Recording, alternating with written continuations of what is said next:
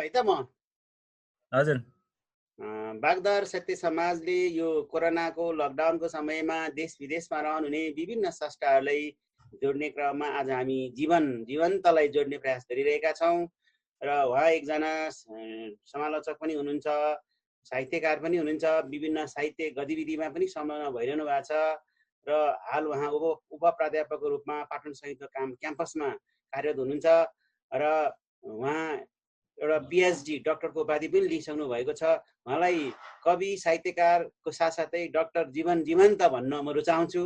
Doctor जीवन जीवन्तलाई बागदर साहित्य समाजको यो अभियानमा, यो जमर्कोमा हार्दिक स्वागत छ। हस्, धन्यवाद श्यामसन। हस्, नमस्कार। हामीले यो लकडाउनको समयमा विभिन्न संस्थाहरू चाहिँ के गरिरहनु भएको छ, कस्ता रचनाहरू गरिरहनु भएको छ, के अध्ययन गरिरहन्छौँ भन्ने यसै सेरोफेरोमा कुराकानी गर्ने जमर्को गरिरहेका छौँ। म जीवन्तज्यूलाई तपाईँको यो लकडाउनको समय कसरी बितिरहेको छ भनेर सोध्न चाहन्छु। धन्यवाद श्याम सर। सबभन्दा पहिला त अब यो कोरोनाको यो महामारी सम्भवतः हाम्रो जीवनको सबैभन्दा भयानक डरलाग्दो एउटा चाहिँ महामारी हुन सक्छ। यति डरलाग्दो खतरनाक अवस्था सायदै जीवनमा फेरि नआओस्, हामी कामना गरौँ। तर यो एउटा डरलाग्दो महामारी बिचमा पनि, जीवन र मरणको एउटा त्रासको बिचमा पनि हामीले घरमा बसेर गर्नुपर्ने थुप्रै सृजनात्मक कामहरू अथवा बाँकी रहेका कामहरू गर्ने अवसर पाएका छौँ। यो राइटिङमा एउटा इन्क्युबेसन भन्छन् के सर, हाम्रो चाहिँ दिमागमा चाहिँ हिँडिरहँदा गरिरहँदाखेरि चाहिँ थुप्रै कुराहरू, अझ सृजनात्मक क्षेत्रमा लागिरहेका व्यक्तिहरूको दिमागमा थुप्रै कुराहरू चाहिँ कुखुराले चाहिँ ओथारा बसाए जस्तो गरेर चाहिँ थुप्रै कुराहरू बसिरहेको हुन्छन्। त्यसलाई कोरल्ने अवसर पाएको हुँदैन, बसेर लेख्ने अवसर पाइएको हुँदैन थियो। त्यो इन्क्युबेसनलाई चाहिँ कोरल्ने अवसर पाइएको छ सर अहिले चाहिँ। अनि बसेर तिनलाई लेख्ने अथवा बाँकी रहेका कुराहरू चाहिँ पुरा गर्ने त्यो अवसर पाइएको छ। यो बिचमा कुनै किताबहरू पढ्नुभयो तपाईलाई एकदम मनपर्ने छोको त्यस्तो कुनै छ? किताबहरू त पढि नै रहेको छ सर, पढि नै रहने हो। सबभन्दा अहिले चाहिँ मैले दोहोऱ्याएर पढिरहेको चाहिँ चिरहरण उपन्यास पढिरहेको छु। त्यसको चाहिँ मैले अलिक समीक्षात्मक दृष्टिले अध्ययन गर्नको लागि पनि हो। र योभन्दा अलि अगाडि चाहिँ मैले ऐतिहासिक उपन्यासहरू पढेँ धेरै।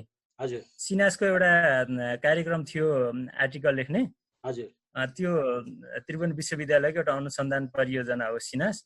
र त्यसको आर्टिकल पुरा गर्नका लागि मैले नेपाली उपन्यासमा इतिहासको पुनर्लेखन के कस्तो छ भनेर एउटा प्रस्ताव दर्ता गरेको थिएँ र त्यो प्रस्ताव स्वीकृत भएको थियो र त्यसलाई पुरा गर्ने अवसर मैले यो समयमा पाएँ, त्यसलाई सदुपयोग गरेँ।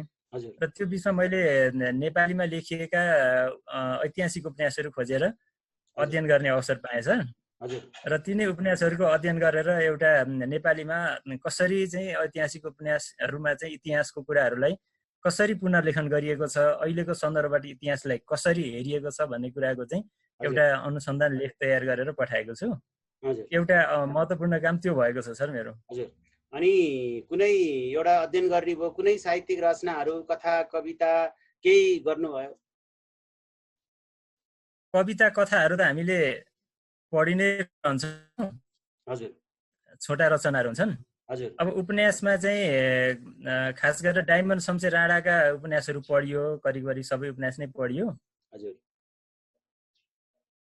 अनि त्यसपछि अन्य ऐतिहासिक उपन्यासहरूमा खास गरिकन श्रीकृष्ण श्रेष्ठका उपन्यासहरू जङ्गबहादुर, अनि पछिल्लो समय लेखिएका अन्य पुनर्लेखनका उपन्यासहरू हुँदै कृष्ण धरावासीको गेस्टापो उपन्यास, जसमा हिटलरको इतिहासलाई पुनर्लेखन गरिएको छ, त्यहाँसम्मको उपन्यासहरू पढियो सर। अनि यो बिचमा पढ्ने क्रम त्यसरी चल्यो। हजुर, यो बिचमा कुनै कविताहरू रचना गर्नुभयो? अब पक्कै पनि यो सृजनात्मक मन यो खालको पीडादायी अवसरमा त्यतिकै त बस्न सक्दैन, केही न केही त लेखिरहन्छ, आउँछ होइन। मनमा लागेका कुराहरू केही न केही किसिमले अभिव्यक्त त गरिन्छ। त्यही सन्दर्भमा एउटा कविता रचना गरेछु सर मैले, यो लकडाउनकै यो कोरोना संक्रमणकै सन्दर्भलाई बनाएर, यो अवसर बनाएर हजुर तपाईँले मलाई सेयर गर्नको निम्ति अनुमति दिनुहोस् त, म त्यो सेयर गरेर नै म पढ्छु। एकैछिन है, स्क्रिन सेयर गर्ने। हजुर म तपाईँलाई अनुमति दिन्छु एकैछिन ल।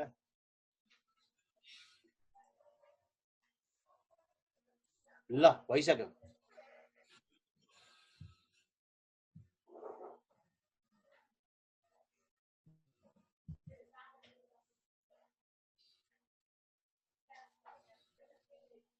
देखियो सर? आउँदैछ सर, देखियो सर, सुरु गरौँ सर।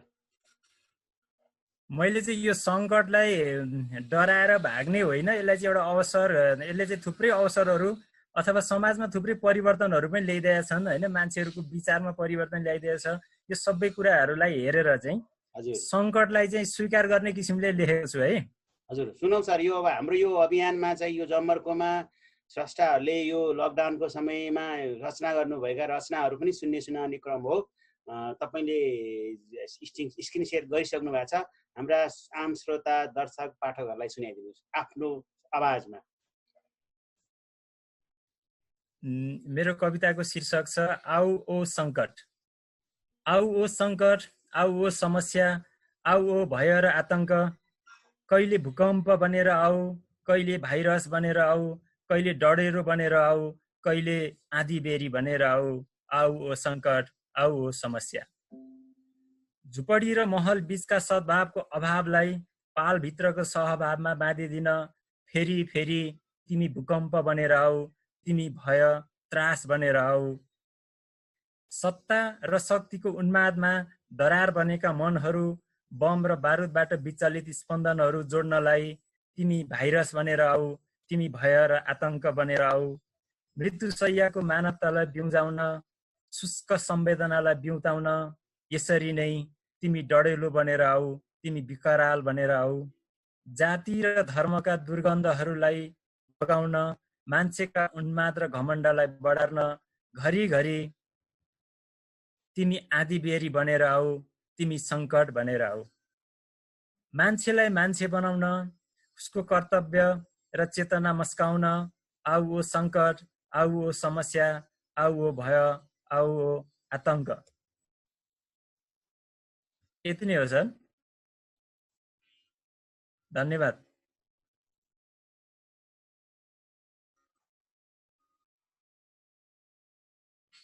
हजुर सरको म्युट गर्नु, के अरे म्युट छ सर, अनम्युट गर्नु होला त। के अरे यो समयमा विभिन्न स्रष्टाहरूले रचना गर्नुभएका रचनाहरू पनि मैले अध्ययन गरेँ भन्नुभयो। आफूले पनि केही रचनाहरू गर्नुभयो, त्यसमध्ये एउटा कविता, समय सान्दर्भिक कविता सुनाइदिनु भयो। यसको लागि म बागदर साहित्य समाजको तर्फबाट र सम्पूर्ण श्रोता दर्शकको पाठकको तर्फबाट यहाँलाई धेरै धन्यवाद दिन चाहन्छु। अब हाम्रो अरू रचनाहरू सुनाउने क्रम पनि हुन्छ नै। अब तपाईसँग अर्को रचना के छ?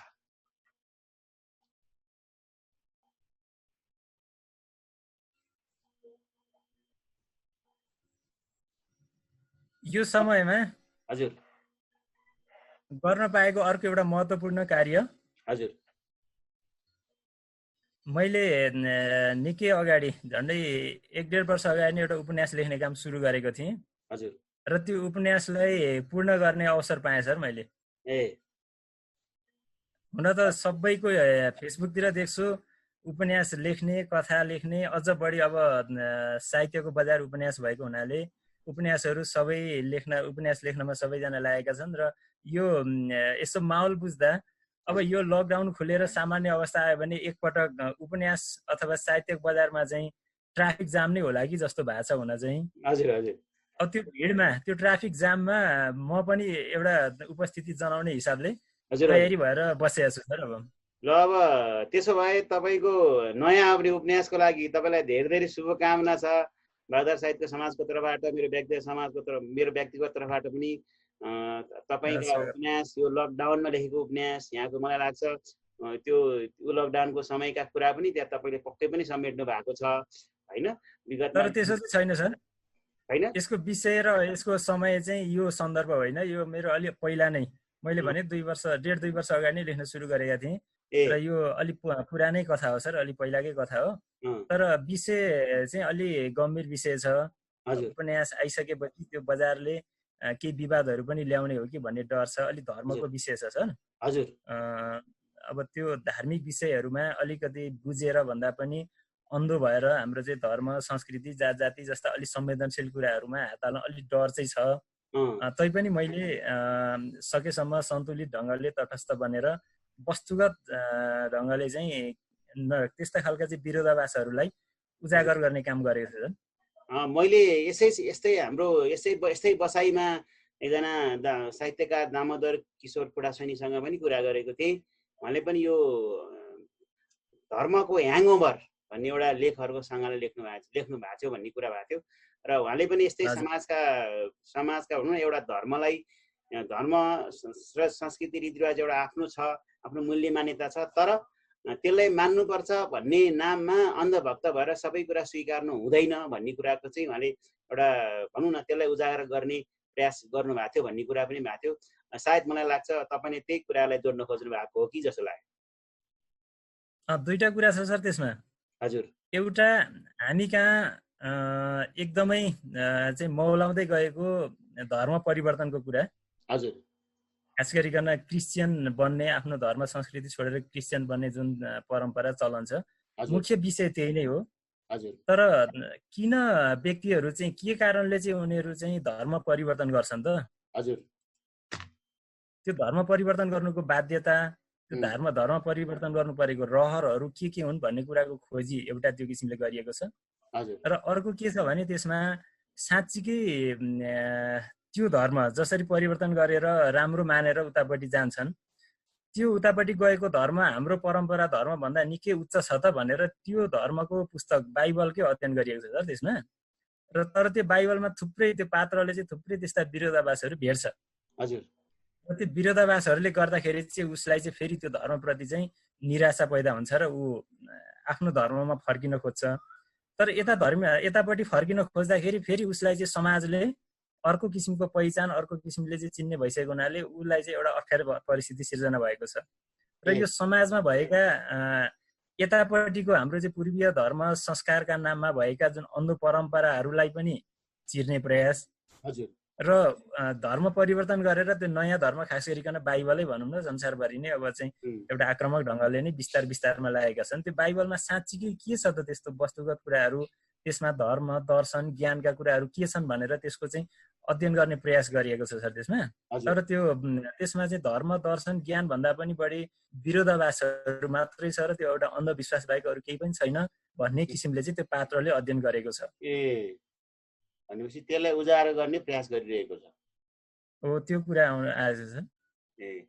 अब छोटो कुराकानी भयो। अब हामी एउटा रचना सुनाउँ। तपाईँको पुरानो नयाँ रचना के छ? मैले अहिले पनि कुरा कोट्याइसकेको थिएँ। के सुनाउनुहुन्छ? हजुर, ल पढ्नुहोस् है त। स्क्रिन सेयर गर्न आवश्यक छ? हजुर, स्क्रिन सेयरै गरौँ है। स्क्रिन सेयर गरेर गर्नु सजिलो हुन्छ। हाम्रा दर्शक श्रोता र पाठकहरूले पनि पढ्न सक्नुहुन्छ नि त। हो, देखियो भने पढ्न सजिलो हुन्छ। पढेको नि बुझिन्छ। यो चाहिँ म अब हाम्रो घर उता मोरङ। हजुर। सप्तकोशी तरेर जानुपर्ने। हजुर। कोशी ब्यारेज चाहिँ करिब भारतको सिमानामै छ भने पनि हुन्छ, त्यो सबैलाई थाहा छ। र त्यो कोशी ब्यारेज तरेर पारी गइसकेपछि उतापट्टि चाहिँ थुप्रैवटा जङ्गे पिलरहरू चाहिँ देखिँदै हामी जान्छौँ। त्यो चाहिँ त्यहाँ पानीको पोखरी दहहरू छन्। त्यहाँ चाहिँ माछा मार्ने थुप्रै चाहिँ माझीहरू हुन्छन् त्यहाँ। र त्यो गइरहेको सन्दर्भमा मैले त्यो माझीहरूले चाहिँ अब त्यो 10 गजामै त्यो चाहिँ वारिपारी चाहिँ माझीहरूले चाहिँ त्यो चाहिँ डुङ्गा लाने गर्ने र माछा मार्ने गरिरहेको देखेपछि त्यति बेला मनमा आएको कुरालाई मैले लेखेको छु। हेर्नुहोस् है त, 10 गजाको माझी। उस्तै छ पानी, उस्तै छ हावा, वर्षौंदेखि फेरिएको श्वास उस्तै छ। के गर्छ र 10 गजाले, के गरियो र 10 गजाले, उस्तै छ आफ्नो आनी बानी। उस्तै छन् माछा, उस्तै छन् भ्यागुता, वर्षौं अघि बाजेले बनाएको डुङ्गा उस्तै छ। के हुन्छ र यता, के हुन्छ र उता, उस्तै छन् जीवन परीक्षा। भारत भने नेपाल भने पनि जीवन बचाइ उस्तै छ भन्न खोजेको है सर। उस्तै छ जाल, उस्तै छ बल्छी, उस्तौँदेखिको हाम्रो जीवन उस्तै छ। के गर्छ र यसले भनेको हाम्रो देशले, के गर्छ र उसले भनेको त्यो देशले, उस्तै उस्तै छन् उनीहरूको चाल, उस्तै उस्तै छन् हाम्रो हाल। खासै फरक छैन सर। यति नै हो सर, धन्यवाद। धन्यवाद सर, मिठो कविता। यो तपाईँले देशको परिवेशका कुराहरू यहाँ बनाएको, अहिले राष्ट्रियताको कुरा धेरै उठेको छ, लिब्लेको कुरा पनि उठेको छ। अहिले नेपाल सरकारले संविधान संशोधन गरेरै पनि यो नेपालको नक्साको अलिकति नक्सा कोरिएको छ होइन। यो समसामयिक अलिक अघि नै लेखे पनि समसामयिक छ, यसले समय सान्दर्भिक बोकेको छ। र हामी एउटा यस्तो छ हजुर हजुर, यो देशको सिमाना, राजनीतिक सिमानाले एउटा देश र अर्को देशलाई छुट्याए पनि हाम्रो चाहिँ सामाजिकता, हाम्रो जीवन भोगाई अथवा हाम्रो चाहिँ धार्मिक सांस्कृतिक यावत कुराहरूलाई छुट्याउन सकेको छैन सर। गरिब दुखीहरू आखिर सिमाना वारी भए पनि पारी भए पनि उनीहरूको जीवन अवस्थामा खासै फरक छैन। दुःख इन्डियाको नि उस्तै हो, दुःख नेपालको पनि उस्तै छ सर। त्यही भएर भनिन्छ नि, अब हुन त अब छिमेकी देश हो, रोटी बेटीका सम्बन्ध छ भन्ने पनि कुरा गर्छन् होइन। राष्ट्रियताका कुरा पनि हजुर, राष्ट्रियताको कुरा पनि आफ्नो हुन्छ। यो अब दुई छिमेकी देश भएको कारणले गर्दा यसको हाम्रो सम्बन्ध त एउटा इतिहासमा यति मिति भने पनि त्यो कहिले सुरु गर्यो भन्ने कुरा त्यसको इतिहासै कयौँ त्यो एउटा निश्चित मिति छैन जस्तो लाग्छ मलाई। त्यो परम्परादेखि आउने जाने सबै कुराहरू त्यो हुनु भइरहेको कुरा त्यो पहिल्यैदेखिकै कुरा हो। यस्ता कुराहरू उठिरहन्छन्, त्यो उठ्न एक किसिमको स्वाभाविक पनि हो, किनभने एउटा निश्चित समयमा जसरी बसिरहेको छ त्यसलाई अलिकति हल्लायो भने नयाँ दिशा, नयाँ चिरा, नयाँ सम्बन्ध बढ्न पनि सक्छ। यसलाई सकारात्मक दृष्टिकोण लिनुपर्छ जस्तो लाग्छ मलाई। राजनीतिक रूपमा आवश्यक छ सर, आवश्यक पनि छ, किनभने यसले अलिकति राष्ट्रियताको बारेमा चेतना पनि ल्याउँछ जस्तो लाग्छ। जस्तो अहिले भनौँ न, अब हामी साना हुँदाखेरि यस्ता कुरा कम आउँथ्यो भने अब अहिले राजनीतिक चेतना अनेक कारणले गर्दाखेरि धेरै कुराहरू यस्तो रहेछ नि त। अब सुगौल सन्धिका कुराहरू हामीले किताब मात्रै पढायो, त्यति धेरै बाहिर आएको थिएन। अहिले सुगौल सन्धिका धेरै कुराहरू बाहिर आएको छ, जसले अलिकति भनौँ न एउटा राष्ट्रियता कुरा, आफ्नो देशको बारेमा सोच्ने कुरा गर्ने कुरा पनि पक्कै पनि आएको छ। एउटा चेतनशील नागरिकलाई यसले पक्कै पनि राष्ट्रियताको बारेमा सोच्न अथवा कुरा गर्न पक्कै पनि महत्त्वपूर्ण एउटा भनौँ न अध्याय हुनेछ भन्ने हामीले सोचेका छौँ। र अहिले हामी यो बालजातीय समाजको छोटो बसाइ छ, के छ के भन्दै हुनुहुन्थ्यो? होइन ठिक छ, त्यही अब राजनीतिक विषयमा नै अब सबभन्दा ठुलो कुरो त जनतामा जहिले पनि देशभक्तिको त्यो जुन खालको भाव लहर त जहिले नै उर्लिएकै हो। तर अहिले राजनीतिक पार्टी र नेताहरूमा पनि एउटा चाहिँ ऐतिहासिक जुन खालको चाहिँ एकता देखियो हाम्रो देशको लागि राजनीतिक दृष्टिले, यो पनि एउटा महत्त्वपूर्ण कुरा हो सर यो सन्दर्भमा। राम्रै कुरा हो। मैले अघि नै पनि कुरा छुटाउन चाहिसकेको छु, हाम्रो छोटो बसाइ हो यो। अन्तमा बागदुवार साहित्य समाजको यो अभियानमा तपाईँ जोडिनु भएको छ, म तपाईँलाई धेरै धेरै धन्यवाद दिन चाहन्छु। र अन्तमा आफ्ना पाठक श्रोता दर्शकहरूलाई आफ्नो साहित्यिक गतिविधिको बारेमा होइन, अन्य गतिविधिको बारेमा अथवा तपाईँको नयाँ आउलाको उपन्यासको बारेमा के भन्न चाहनुहुन्छ अन्तमा? यस्तो छ, अब कविताहरू एउटा किसिमको भार उमङ्ग जसरी आउँछ, विचारहरू जसरी त्यसलाई शब्दमा लेख्ने गरिएको छ त्यो लेखिँदैछ। र साहित्यिक कार्यक्रमहरू साहित्यको क्षेत्रमा लागेका थुप्रै सङ्घ संस्था व्यक्तिहरू हुनुहुन्छ, लागिरहनु भएको छ। तर यसरी लेखिएका साहित्यहरूलाई जीवन्तता प्रदान गर्ने भनेको चाहिँ समालोचना हो। र अहिले समालोचनाको क्षेत्र चाहिँ करिब करिब सुस्ताएकै अवस्थामा छ हाम्रो नेपालमा। नेपाली साहित्यको सन्दर्भमा लेखिएका थुप्रै उत्कृष्ट रचनाहरूले समालोचनाको क्षेत्रमा चर्चा परिचर्चाहरू नपाउँदाखेरि तिनीहरू चाहिँ एउटा किसिमले इतिहासको गर्व हराएर जाने हुन् कि भन्ने अवस्था देखिएको छ।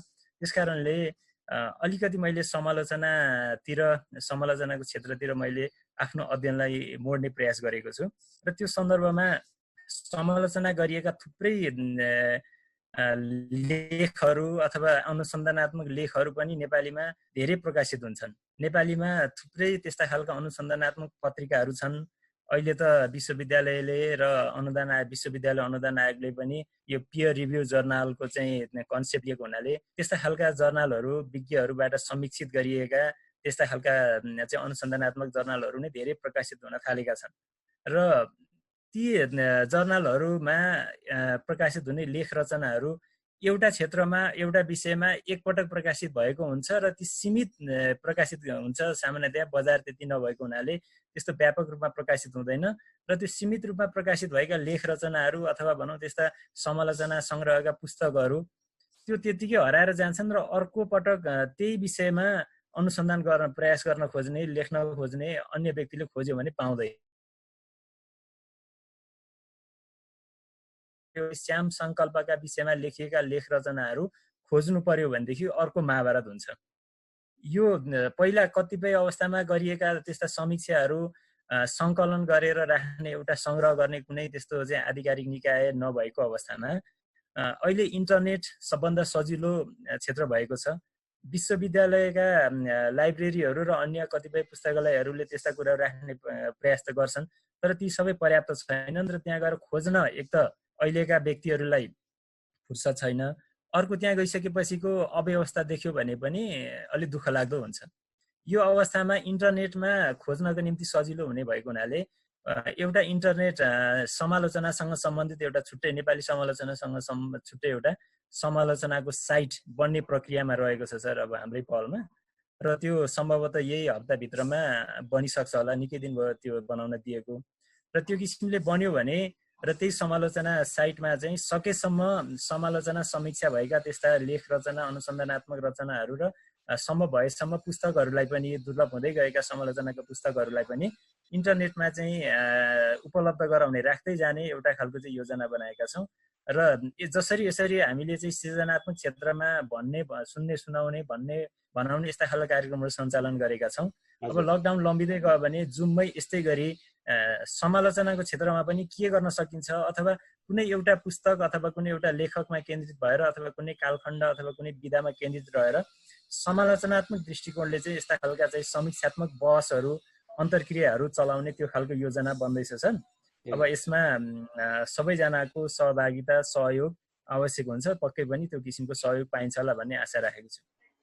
यस कार्यको लागि तपाईँलाई म हार्दिक शुभकामना दिन चाहन्छु। अगाडि बढ्नु होला, गर्नु होला। पक्कै पनि यो नेपाली साहित्यमा र नेपाली भाषामा एउटा महत्त्वपूर्ण योगदान हुनेछ, किनभने तपाईँले भन्नु भइसकेको छ एउटा कुनै जमानामा रचना भयो समालोचना भयो, तर त्यसको चाहिँ यसलाई भण्डारण गर्ने लामो समयसम्म राख्ने कुराको अभाव छ। त्यो सबैले महसुस गर्नुभएको कुरा हो, तपाईँहरूले महसुस गर्नुभएको छ, त्यसलाई इनिसियल लिनुभएको छ, सुरुवात गर्नुभएको छ। पक्कै पनि एउटा निश्चित दूरीमा पठाउँला, त्यसले राम्रो नेपाली साहित्यमा नेपाली भाषाको क्षेत्रमा राम्रो एउटा ठुलो महत्त्वपूर्ण कदम हुनेछ भन्ने हामीले विश्वास लिन्छौँ। र म अन्तमा आइपुगेको छु। तपाईँले समालोचनाको कुरा भन्नुभयो, बागदार साहित्य समाजको यो अभियानमा तपाईँ जोडिनु भयो, यसको लागि म यहाँलाई धेरै धेरै धन्यवाद दिन चाहन्छु।